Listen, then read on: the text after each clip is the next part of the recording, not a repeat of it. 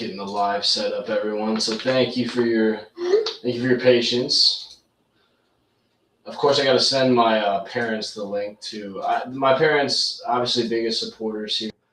I'm blessed to have parents that have always cheered for me on this journey. Actually, my mother sent me this shirt that I'm wearing right now, which is nice. It's a true classic shirt. So appreciate you, Mom. Thank you for everything that you've done for me on this path forward. Tonight's gonna be good, guys. I'm a little, flushed still. My face looks a little flushed because I just got done at the gym here. I was doing boxing, like 7 rounds of bag, right? Just heavy bag for like 2 to 3 minutes. Usually closer to 2. 3 is hard for 7 rounds for me. I get just kind of gassed. I'm a big guy. I'm like 225 pounds, 6 foot. Hopefully, I'd say closer to 6'1", but 6 foot, for sure. But welcome in, guys. Get settled in. Tonight's episode is going to be pretty impactful. And if you guys are here as a content clipper, welcome in as well. This is going to be important for you guys who share our content, who are part of Altura, who are part of Nova's growth, right? Our AI tool that we're dropping in 2 weeks around Valentine's Day on the App Store. Because tonight's topic is going to cover something that's very new to Nova, something we just discovered, something that the world, not just me, not just my team, not just tech, but the world has been trying to achieve recently. What I'm about to share with you tonight isn't speculation. It's not a prediction about, 2030 or 2050 or whatever. This is happening right now. And most people have no idea. 3 weeks ago, I asked an AI tool, right, to send an email to somebody that I hadn't spoken to in, let's say, 3 years. Not draft the email, not suggest what to write, actually send it. Like log into my Google account, my Gmail, compose the message, hit send, done. It didn't work, of course, because that seems like something in the future.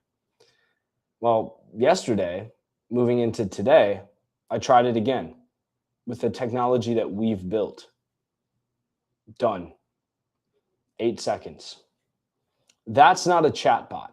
That's not ChatGPT. That's not Grok. It's not a simple web searching tool that takes your money and sells your data. That's not autocomplete on your iPhone when you're sending a message. That's an agent operating in the world on my behalf, as if I hired a person. I'm Caleb Schulke. I'm the founder of Altura, and today I want to walk you through what I believe is the most significant technological shift, maybe of our lifetime, even if you've been alive since the internet itself. Not because the technology is impressive as a whole, though it is, right? But because the window to understand it and to position yourself closely and accurately within it is closing faster than really any of us realize watching this at all. We hear about AI taking our jobs, and if you guys don't move fast on this, and if you do, right, your life may change for the good or for the bad. Now that everyone's joined, again, one more round of welcome. Thank you guys for your generous, right, feedback, your watch time on our platform, spending time on Altura for free, using Nova for free to even help us make this tool, and everything you guys have done to support the journey. I know it's not a lot of you, right? We're not massive yet. We're not ChatGPT with 300 million users yet, but for those of you who are using Nova, who are getting a free AI tool that isn't stealing your data and selling it to Microsoft for $10 billion, just like OpenAI did with ChatGPT, you guys can hopefully be assured that you're on the safe team. You're on the good guy side. So let me explain what actually right now is different versus, let's say, 6 months ago. For years, right, AI has been kind of this really sophisticated autocomplete. I read books on this. I've studied it, right? You type and it predicts what's going to come next using what's called a series of weights.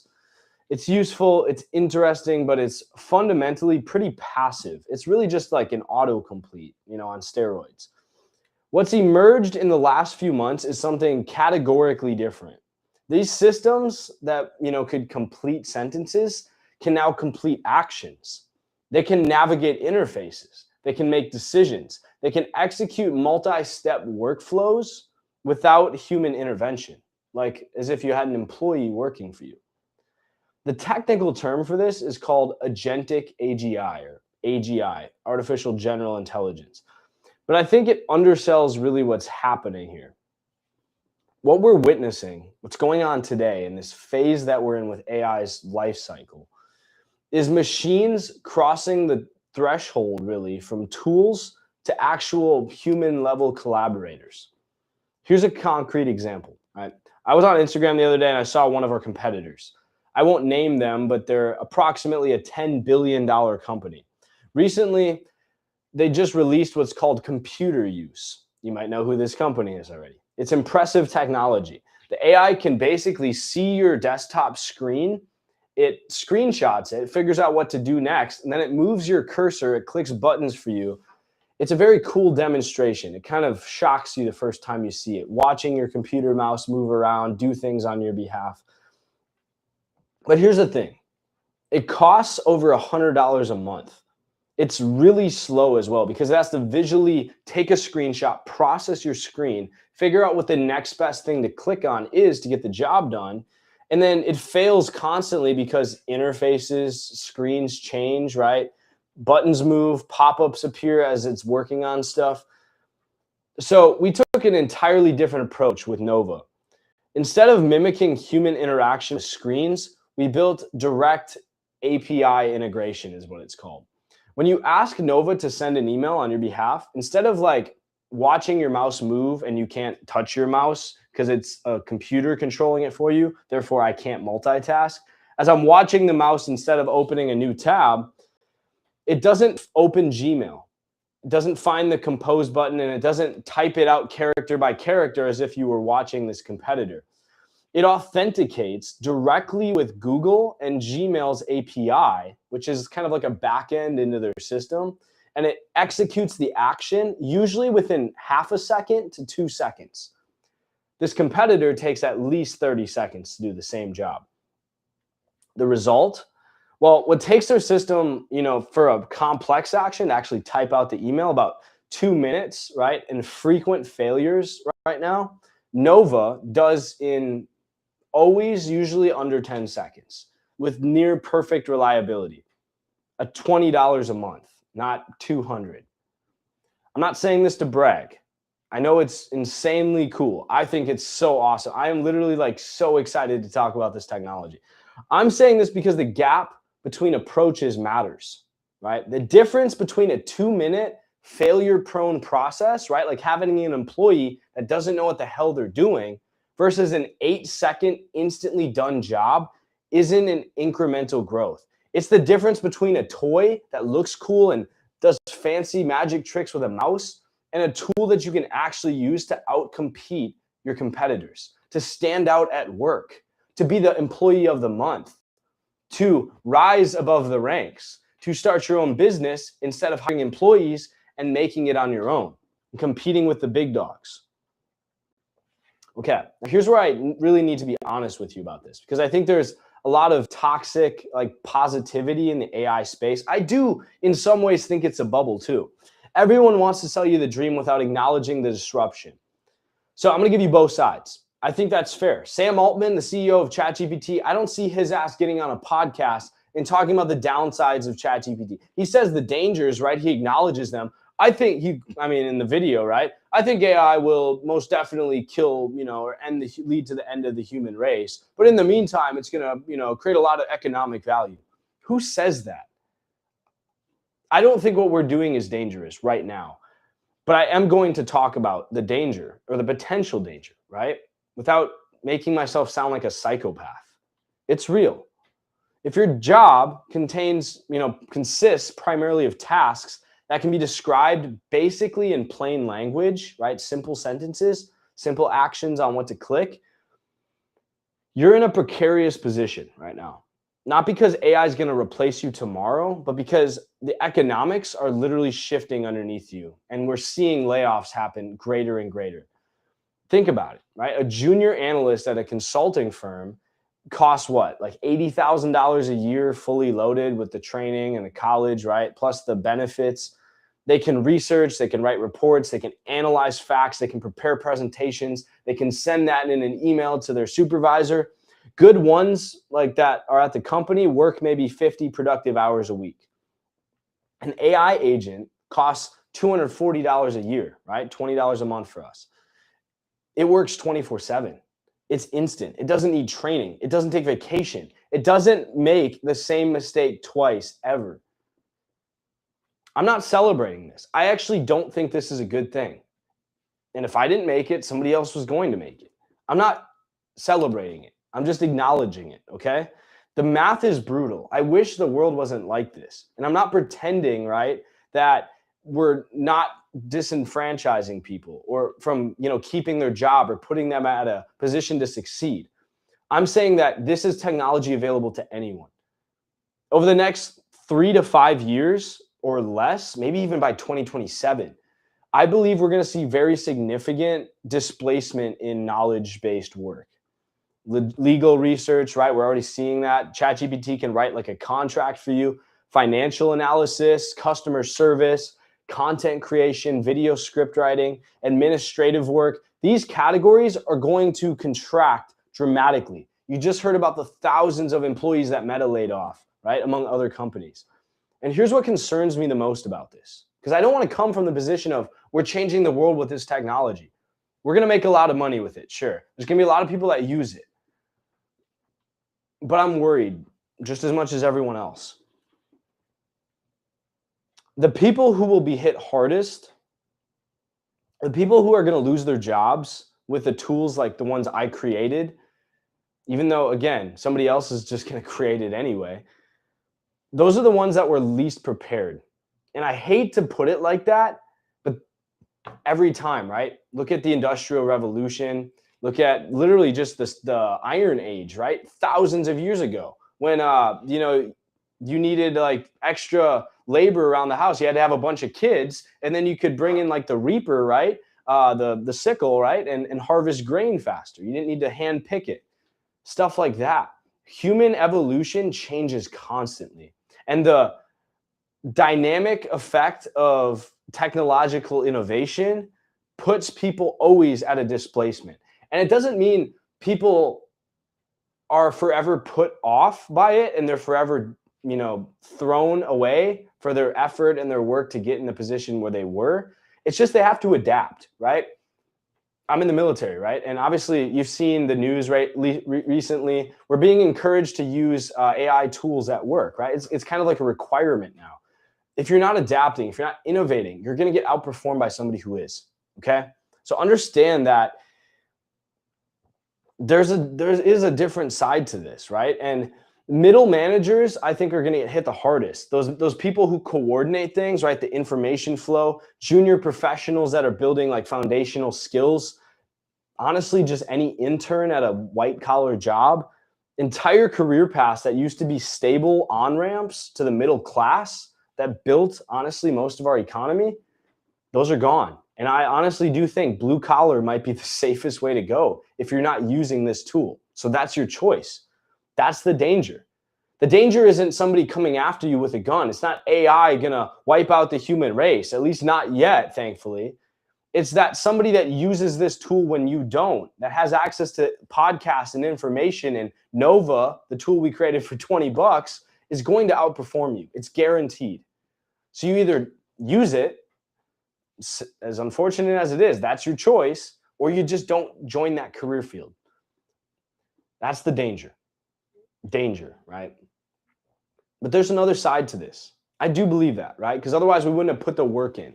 And I also think I don't trust necessarily the companies that are going out. You've heard of the like OpenAI, right? Firing the board, whistleblowers coming out. Like their team is very, very ethically challenged, which concerns me, which is why I had to, stand on good morals, build an AI that it was inherently there to protect people's data, that we wouldn't go sell off to companies, and challenge that. Because at the same time, that, displacement also amplifies. And this is where I get kind of genuinely excited. This is where we can flip it on its head. Because I always got to lead with the kind of informed pessimism, but I love to play on the optimistic side of it too. If you understand what's happening, if you understand these shifts, the challenges in our economy, people losing their jobs, if you're in school right now, if you're trying to educate yourself or just figure out what career to go into, I'm going to say, having built this, right? If you position yourself correctly, the leverage available to individuals right now is unprecedented, I would argue, in human history, ever. It's like having the first iron pickaxe, right? Or to go mine, I'm thinking Minecraft, right? But like to go mine like ore, right? So like everyone else is having shovels and digging, right? Let's give a better, like the trying to think of like this, the steam engine, right? So like you have the first let's just say steam powered motive, right? So steam powered locomotive, you can transport coal and minerals, right, at a massive speed because you can haul train carts worth of them, right, as opposed to horse and buggy, right? So you just got an insane competitive advantage. This is going to take that competitive advantage, like having the first ever train compared to a horse and buggy, and it's going to multiply it by thousands, in my opinion. That's the excitement. Before Nova, I'm going to give you a real number too. I was spending roughly 40 hours a week, which is the equivalent of a full-time job, on tasks that I can now complete in about 4 hours. And I look 10 times more impressive because of it. Email management, research, scheduling, first drafts of content done in minutes, right? Data analysis, meeting prep. Even just, again, in the military, right? I'm competing against coworkers that are in their 40s to 60s even. They don't know how to use this. If I can copy and paste and tell it exactly the instructions in 5 minutes, I'm just going to beat them. And I hate to put it like that, but that's how it is. I'm not trying to compete with them, but you see what I'm talking about. The same thing happens here. 36 hours a week then are returned to you. Now, most likely, right, you're not going to just leave those free. The boss isn't just going to say, oh, yeah. Go and enjoy that time. They're most likely going to give you more work. But you know what that means? More responsibility, better earnings, a better lifestyle for you right now in this transitionary period. That's not a productivity hack. That's a completely different life. And if the world's already going to go that way, you better be first. And I'm not exceptional, right? I have it, I would say, an above average IQ. I've taken the test. I did go to like a decent school, right? You guys know that, the Air Force Academy. And I had the opportunity to get to study business, right? But I can't code. Not as good as my roommates, right? Shout out to Noah. I don't have an engineering background. I'm just somebody who's paying attention and willing to adapt to figure it out. What this means practically is that the solo operator, the lone wolf, right? The individual that with good judgment and with the right tools can now compete, like I am, with big dogs, ChatGPT, Grok. They are now going to start shivering in their place because I created by myself with only a few $1,000 and a lot of work in testing, and a tool that could genuinely take their business away and be safer for your privacy and your life at the same time without the worries of ethical boards and things like that. I'm the person behind this, and I'm talking to you guys on a podcast, and I'm willing to talk about these problems because I genuinely find them concerning. I don't see Sam Altman doing that, at least not in a way I feel like I can trust. The math works in the other direction too. One person, right, with AI leverage might produce what took 5 people before. That's not speculation. I'm watching it happen in our community inside of Altura right now. So at the end of the day, we kind of have this like 50-50 reality, right? Genuine disruption on one side, unprecedented opportunity on the other. There's a danger, right, if you're not using it, and there's a massive opportunity if you are. So at the end of the day, the only logical answer to this is that everyone moves into chasing the opportunity and it just becomes the new normal. But in this window, right, before it's normalized, you have the opportunity to beat people. And I hate to put it like that, but we live in a capitalistic society. I can't change that. But I can tell you, if you want to have an effect on that, if you want to do better in the world, you got to put yourself in a position to win right now. The question is, what side are you going to end up on right now? And that's where timing really matters for all of this, and why I have to tell you right now, the end of January in 2026, before really this AGI battle starts. Right now in this moment, there is the window. AI capabilities are advancing very rapidly. We're seeing layoffs already because of it, but adoption is starting to lag. Most people are treating these tools as kind of just fancy chat bots, right? They don't understand agentic capabilities of having something actually not just tell you what to do, but go out and do it for you like Nova can. They haven't integrated them into their companies, into their workflows yet. The gap between capability and adoption, that's where the opportunity lives. If you spend the next 6 months seriously just learning all of these tools, even just using Nova for 20 bucks, deeply integrating them into how you get work done, you're going to have a significant, exponentially large advantage over the people who wait till it becomes obvious. And by the time it becomes obvious, the advantage is going to be gone. That's why you have an opportunity listening to this podcast here, using the tool I created for you, that I created for myself to win. I think about it like the early internet. Again, like Bitcoin, right? Everyone talks about Bitcoin. Let's talk about the internet. In 1995, stay with me, long time ago, having a website was a differentiator. If you had a website, if you were on the big internet, anybody could find your company, right? By 2005, that was the bare minimum. That's where everyone starts nowadays in 2025 with, their business. The people who moved early that had the website that claimed domain names, just off the domain alone, some of those domains, right, like Google, would resell for millions of dollars later.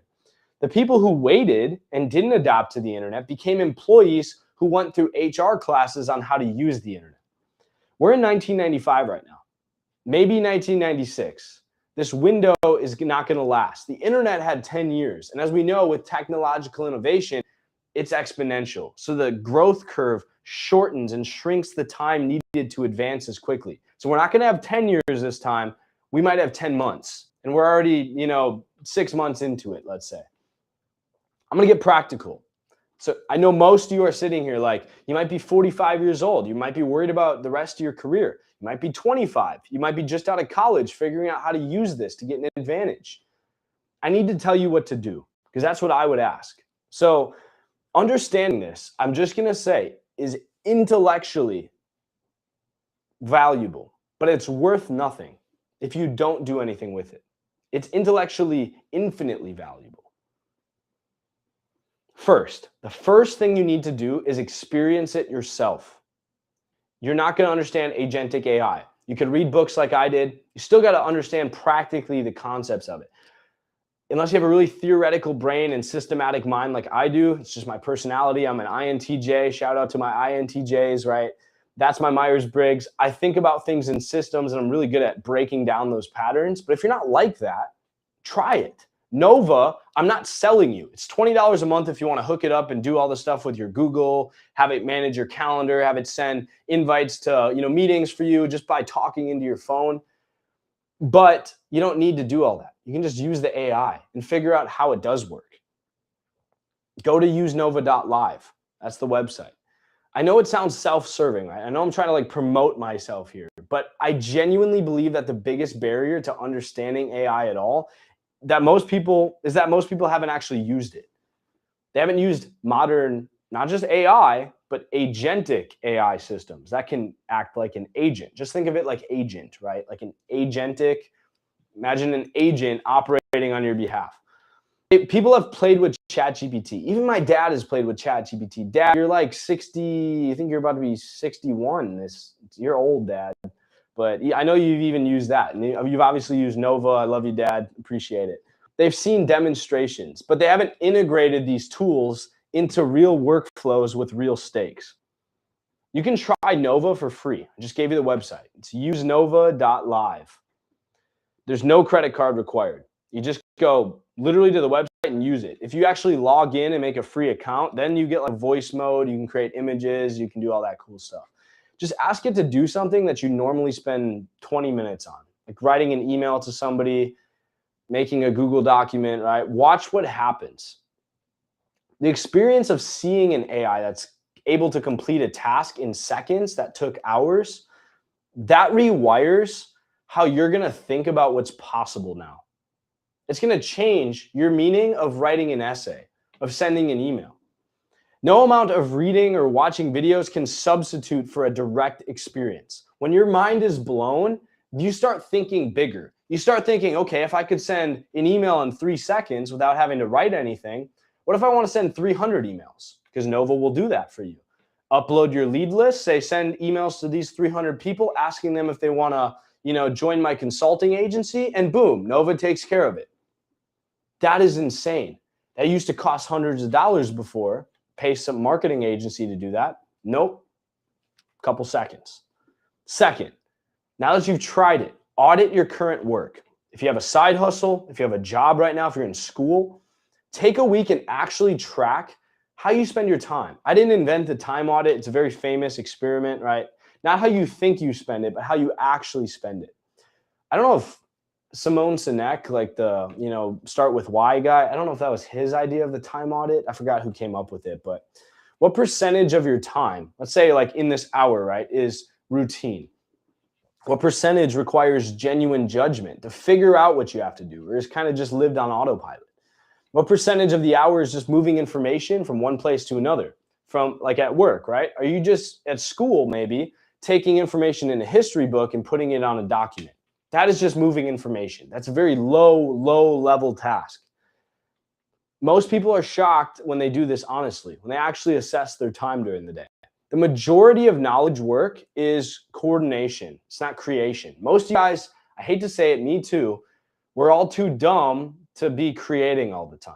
A lot of times we're just finding information that's already on the internet because we likely didn't invent new information constantly. We're just taking somebody else's idea and figuring out how to apply it somewhere else. It's formatting. It's thinking, not thinking, right? It's searching. It's not necessarily synthesizing.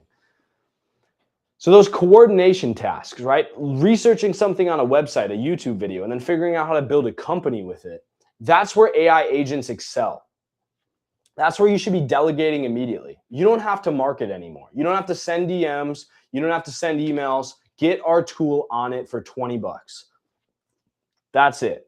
Third, once you've started to audit and implement those quick level ups and you're starting to save, 20 minutes out of every hour, take that 20 minutes and start to focus it on protecting yourself.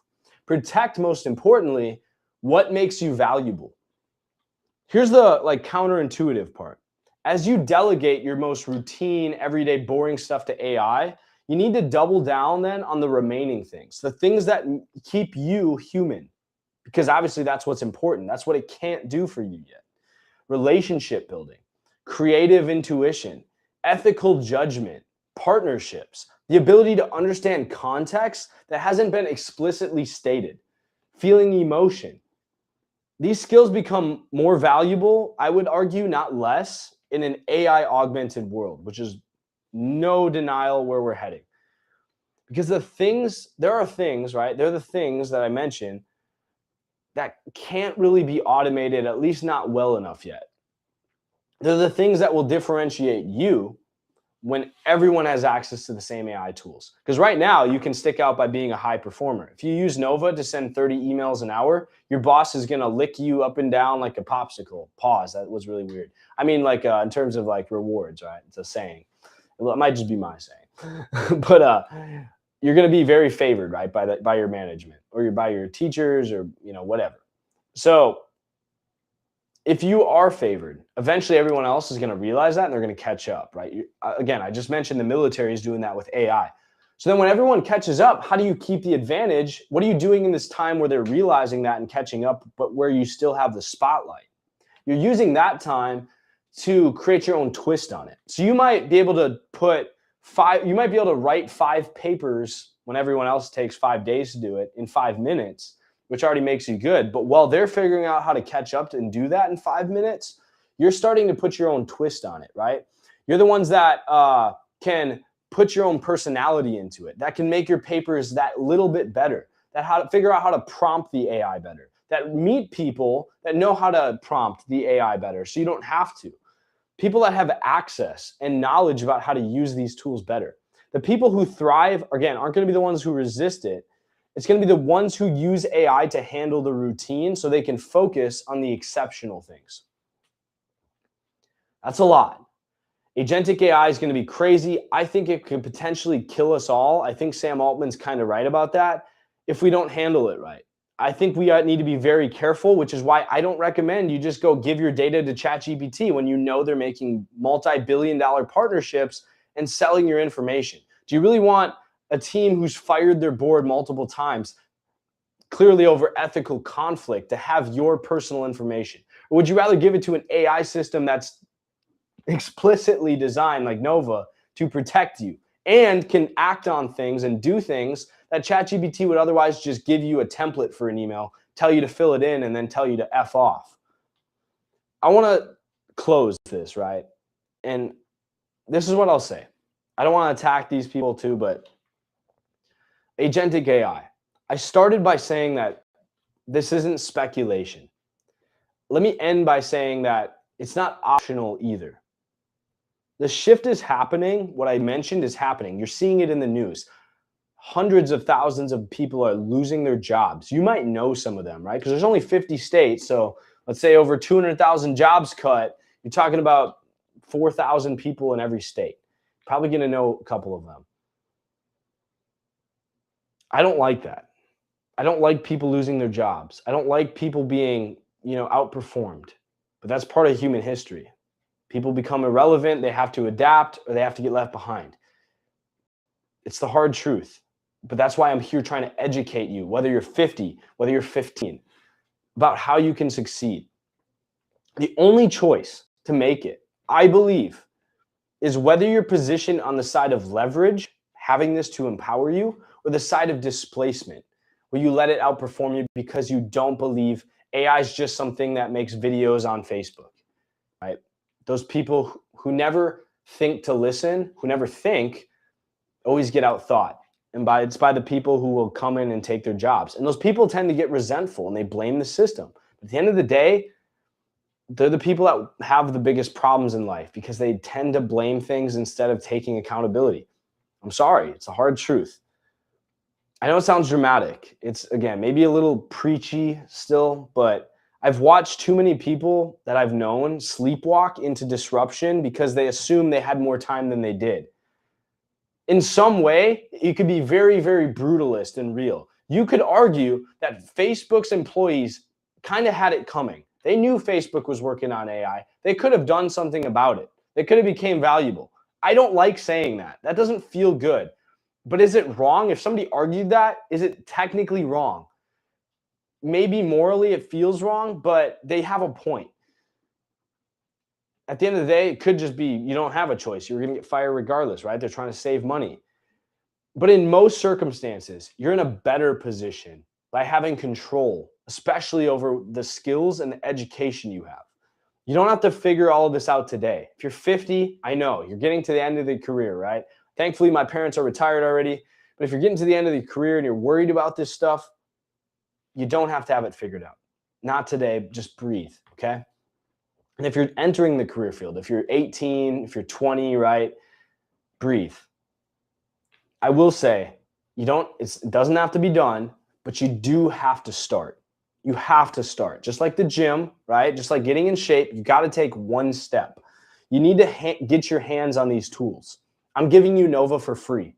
I've been very generous with how many messages you can send, how much research I'll let you do on it. I outperform ChatGPT with Nova on the free plan limits. I'm trying to help you guys out. You need to understand what this thing can and can't do because it's only going to get dramatically better.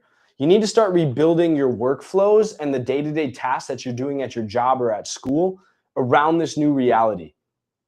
The AGI moment isn't coming. I've helped build it. It's here.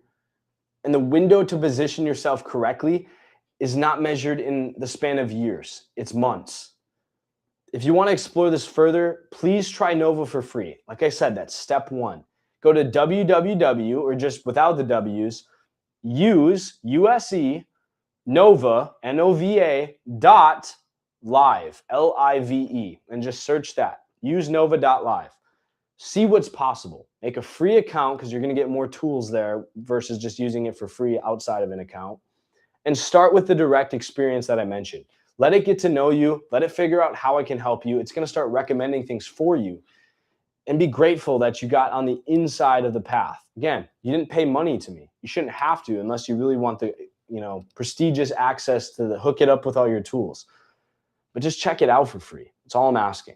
And if nothing else, even if you just watch tonight, that's good enough. Start paying attention. Because what's happening right now, not just tonight, but this year especially, is going to define the next decade, if not century, of your professional life. This is your opportunity. Like Eminem said, you only get one shot. Don't miss your chance to blow. This opportunity comes once in a lifetime, yo. I'm glad I remembered that. Shout out Eminem. I love you, Detroit. Thank you guys for watching. On whatever platform you're at, please just drop a follow, a subscribe, a like. If you guys are grateful that I sat down after boxing, I'm very hungry to do this. Again, thank you to my parents for helping me. Thank you to my team, Anthony, Alvin. Thank you, everybody who helps make this real.